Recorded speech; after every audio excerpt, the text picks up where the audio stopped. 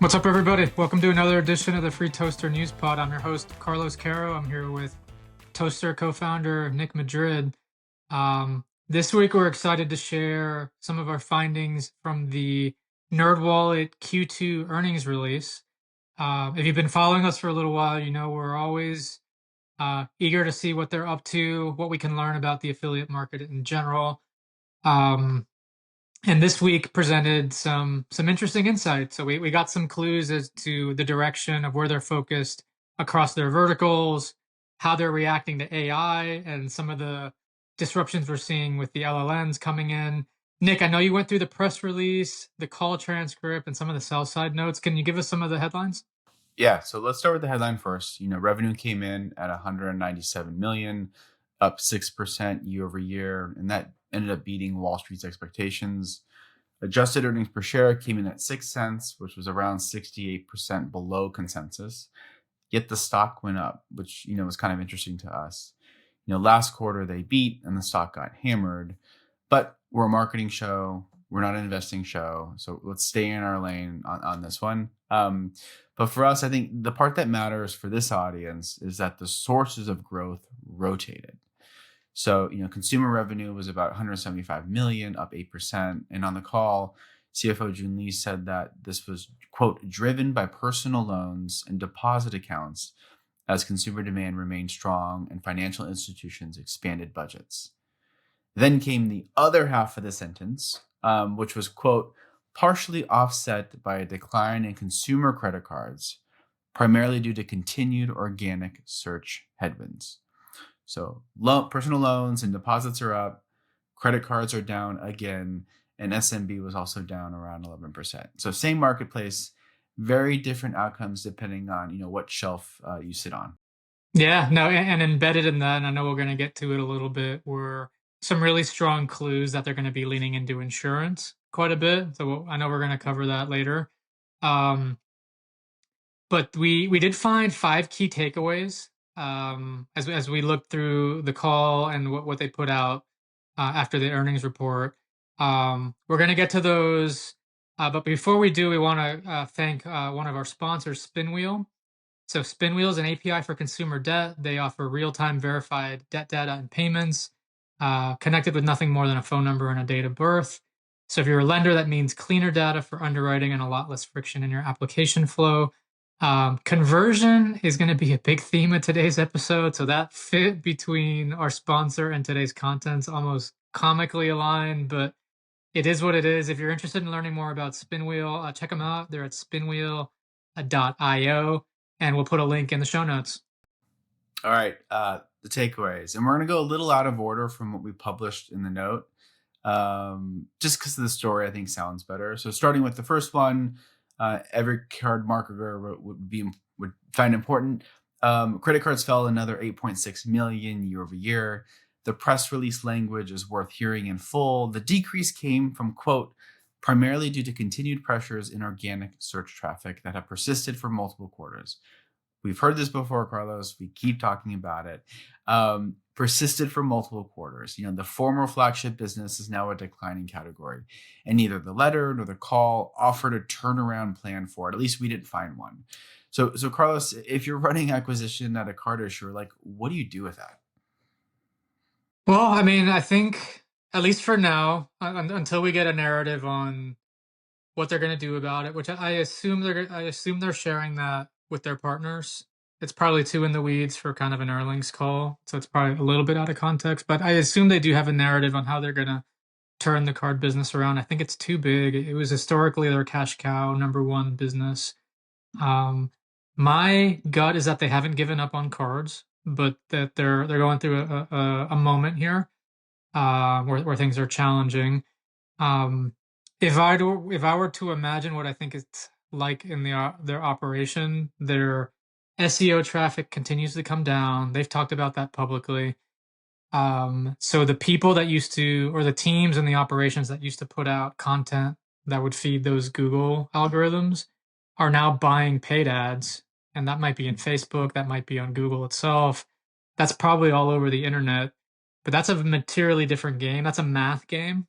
So they're trying to find just the right ad to buy at just the right price so that they can turn it around and sell it to one of their partners at just enough revenue. So it's an arbitrage mathy game, and I think it sits a little outside of the core competency they build over the years on writing really good content around rewards and how to hack miles and all this stuff that like drew in a lot of credit card nerds. And I think their word nerd wallet probably is a bit of an homage to kind of the audience they serve.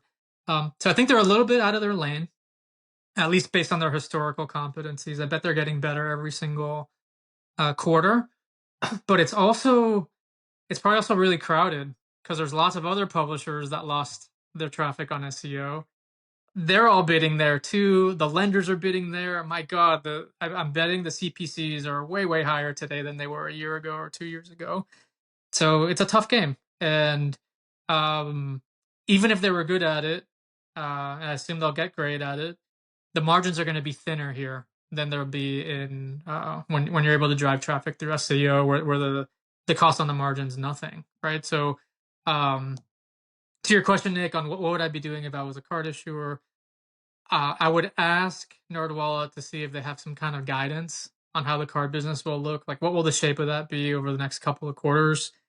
Because as a head of partnerships or as a head of marketing, I need to know how many accounts are coming from this channel so I can forecast and I can get budgets. And right now, I would be inclined to draw just kind of a downward sloping line, but maybe that's not right. Maybe they see an inflection point coming. Maybe they know when it's going to turn around. So I would ask for some clarity there on their forecast. And as a marketer, I would also be really interested to know, is my decline that I'm seeing in that channel, is it proportional to the market? Or am I losing more than the market, less than the market? I'm really trying to hone in on, am I gaining or losing share in this channel? Because as a marketer, that's ultimately like what I control and like what I can do something about. I can't control a publisher's like top line traffic, but I want to make sure I'm earning the right share of that traffic over time. So that would be the thing I would try to poke on. But Nick, look, it wasn't all bad news in the release. They did see material growth on loans. Can you talk a little bit about what you saw there? Yeah, so that was actually takeaway 3 from our published edition. Personal loans revenue grew 12.3 million year over year. And the press release says it because they, quote, expanded our marketplace offerings to serve a broader range of borrowers. And I think that's the key there, broader range of borrowers. In the edition, we read that as an expansion into subprime. That's our read. The release never used that word. But a broader credit box plus the volume growth Tim Chen described on the call, points that way. Yeah, yeah, no. So I think this takeaway is probably more for the personal loan folks, especially if you're in subprime. To me, this was pretty clear signal that they're opening up their buy box. So I think when I think NerdWallet, my mind tends to go prime audiences, people that want to get the Chase Sapphire Reserve, the Amex Platinum, kind of affluent, kind of higher end of the spectrum type consumers. NerdWallet said in pretty clear terms that, at least in the personal loan business, they're looking full spectrum. So prime, subprime, near prime.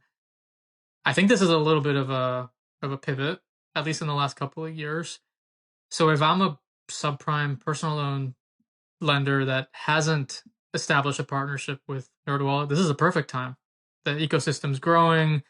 It seems like they have some traction here. So I think that's one takeaway. The second one is because of this dynamic with their pivot away from SEO and towards paid media.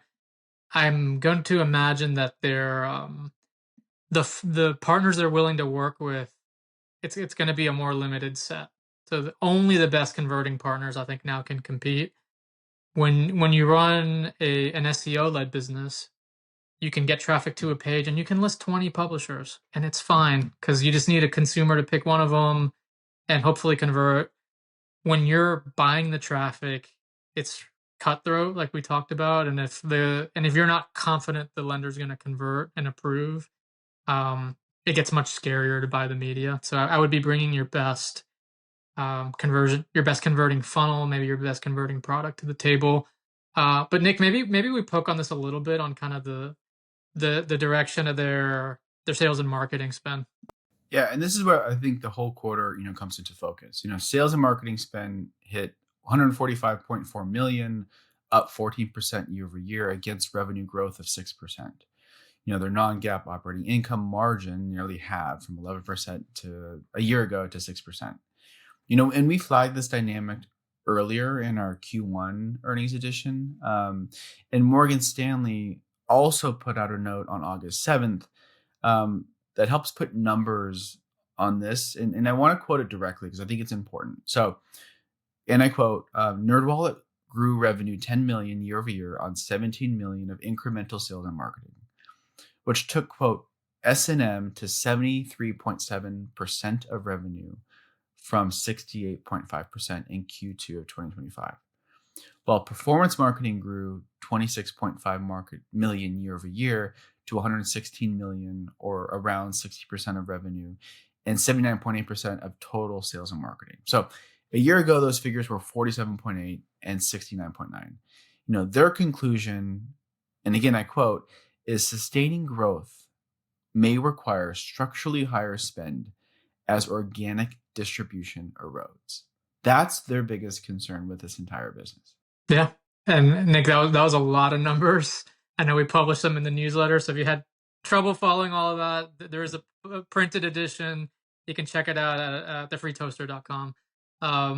But the two numbers that kind of stood out, Nick, when you walk through that, like if we start to think on an incremental basis, they spent 17 million incremental sales and marketing dollars to bring in 10 million incremental dollars of revenue. And I think that's the troubling part about all of this. Like if you're an investor, if you're someone watching from the outside, you're like, that's not a great return on ad spend.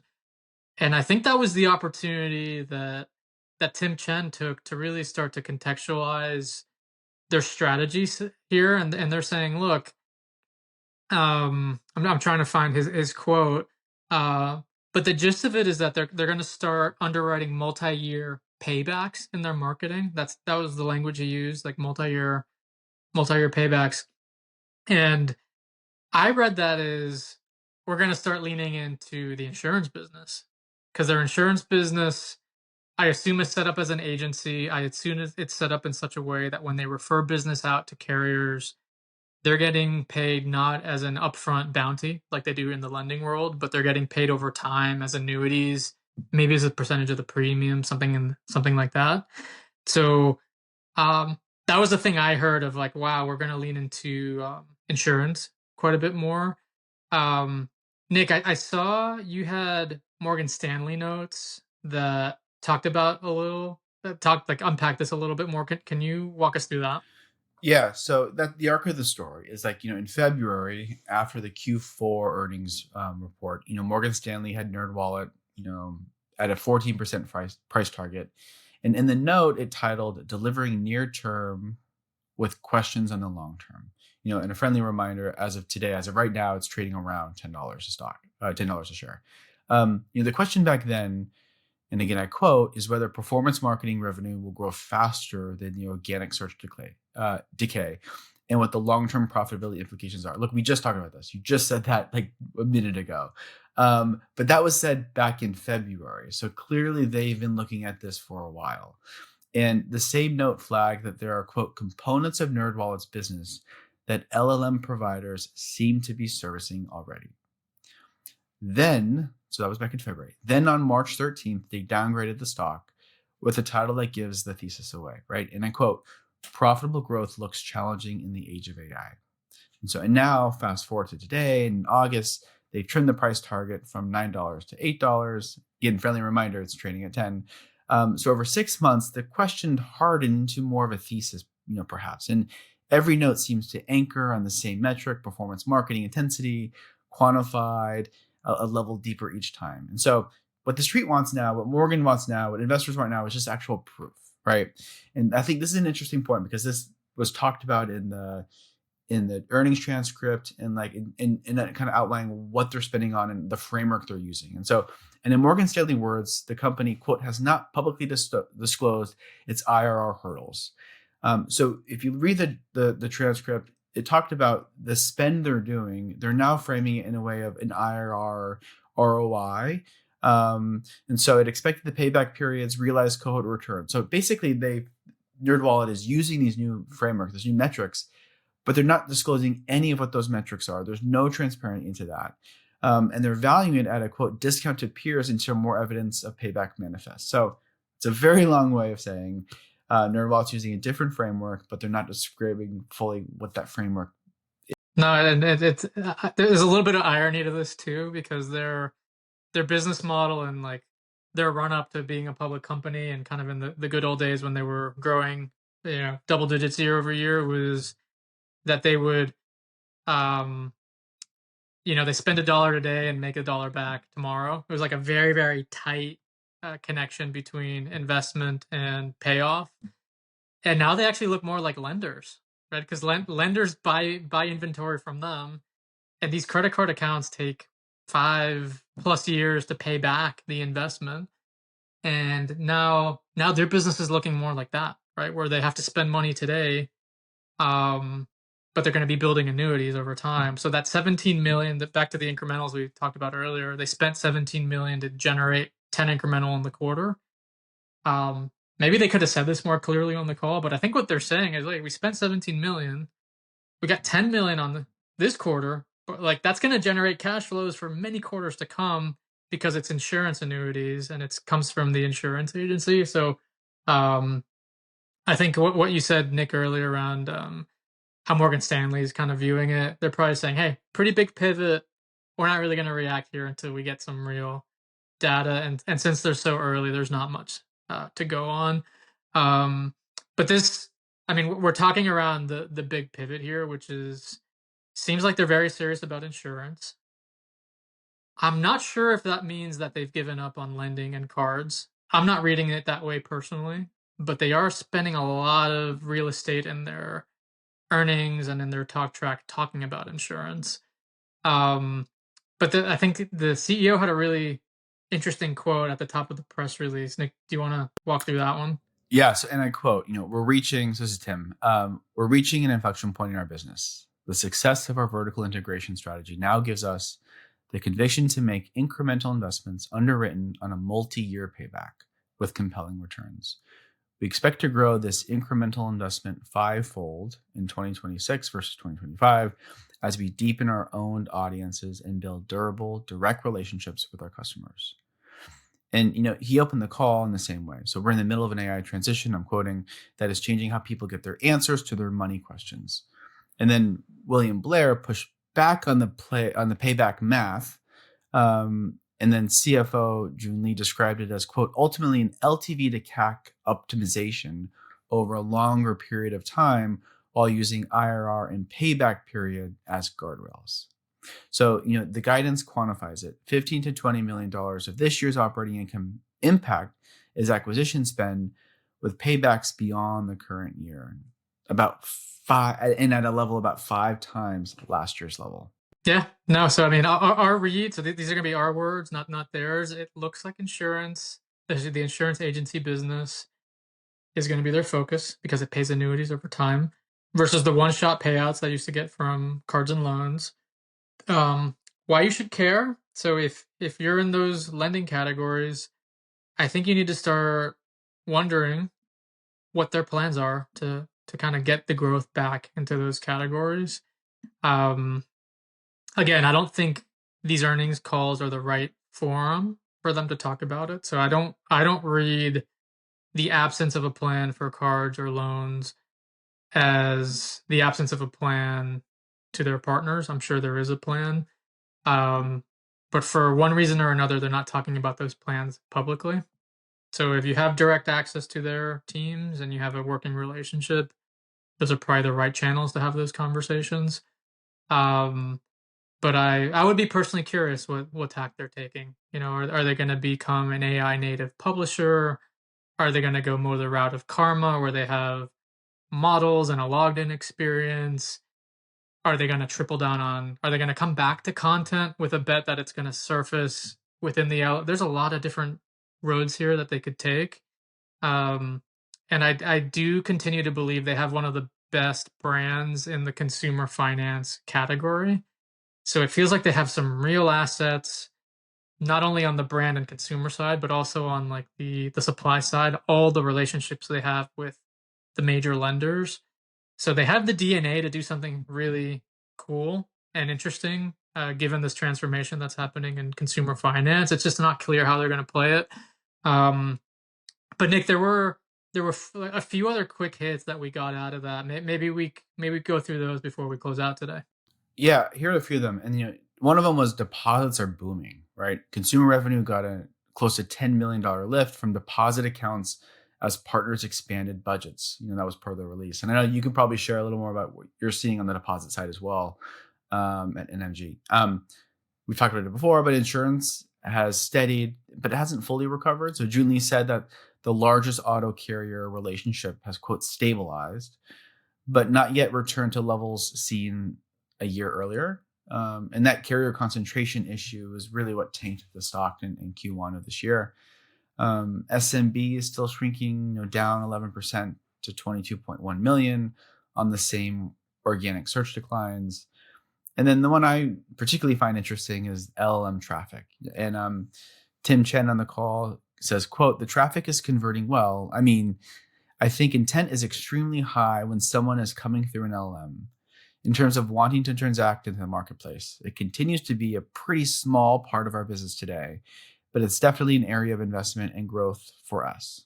So high intent, low volume for now, which we've talked about before, we're seeing, but it's important because we're going to keep a pulse on this because we find that so interesting, this intent moving to LLM. Yeah, no, it's something. I actually just had a conversation with a guest that's going to come on the show. I don't want to spoil the surprise, but I had a really good discussion with a practitioner who's in this space just about that specific thing. But a couple comments. So on the deposit point, I had a fairly sized bank to approach me within the last 30 days. And I just thought I showed up to like the wrong call or something. It was just like I felt like fish out of water completely. They were like, oh, they were walking me through what they do as a bank and their deposit strategy, and then they asked me for help to build their affiliate program and deposit. I was like, time out. I know next to nothing about this stuff, guys. I'm sorry. I'm in lending, and they're like, no, we know, but we think maybe there's enough cutover. And I was like, I'm not the right person. But just it was like a little micro data point of some signal that the banks are starting to think about how do they expand what they're doing in deposits, specifically in the affiliate channel. And at first blush, I didn't actually think much of it, Nick. But when I saw the NerdWallet point, I was like, okay, there might be something more. There might be something bigger going on there in the industry. So I thought that was interesting. And then on the whole point around the LLM, there was a question I think one of the analysts asked on the earnings call. That was pretty interesting. Did you want to recap what they said? Yeah. So Michael Infante asked, and quote, how much of that value do you think that ultimately accrues to NerdWallet versus the platforms versus the LMs? And Tim's answer was a bit on brand. I think brand and reach are just an incredible asset. I mean, I think distribution is so important in this future state of the world. A lot of it is left to be determined. Carlos, you mentioned brand, Tim mentions brand. When the front door of consumer finance moves inside an LM, somebody still gets paid for the shopper. I think the question is, who is that? Is it the publisher? Is it the platform? We probably think it's still unsettled, but that is the question that's going to be so fascinating to watch. Yeah, no, I totally agree. It was a theme that came up in this podcast that I just recorded this morning. And well, I'm not going to spoil it because I have this guest take on what's going to happen, but I'll leave that as a cliffhanger for listeners of the pod. Okay, but on that topic, there's a lot changing in consumer lending right now, particularly as it pertains to distributions and how AI and the chat agents like the Claudes and the Chat GPTs of the world are going to change our ecosystem. We're going to be exploring questions like that at our summit. So it's called the Affiliate Marketing Summit for Lenders and Publishers. We're going to host it on September 23rd in San Francisco. We have just about 50 seats left at the forum. So if you are a leader either at a publisher or a lender, now is a great time to secure your seat.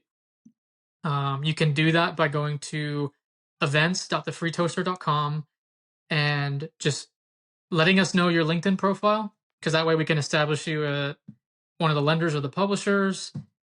We can validate that you're a leader in the space, and we'd love to see you there in the room to discuss stuff like this.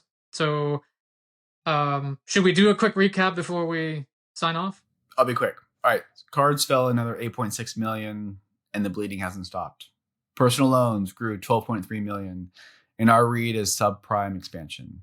NerdWallet is redirecting investment towards insurance and multi-year paybacks. Sales and marketing is growing faster than revenue, so expect conversion rate scrutiny in every renewal conversation. And deposits are booming. Insurance is stable, but it's off its highs. SMB is shrinking. LM traffic, high intent, low volume. And you said it at the top. This quarter, the AI search shift showed up in dollars and in the income statement. So if you buy distribution from NerdWallet, you should feel those dollars in your next negotiation. That was a great recap. That's a lot to chew on in just a few sentences, but I think it accurately describes kind of the headlines. So if you enjoy breakdowns like this, definitely subscribe to our newsletter. We publish weekly on earnings report like NerdWallet, but also just news that goes on in the industry. And if you enjoy this pod, we publish this usually 6-7 p.m. Eastern on Fridays. Catch it sometime over the weekend. Catch it on the morning commute, Monday mornings. But we'll see you here next week, Nick. Thanks, Carlos.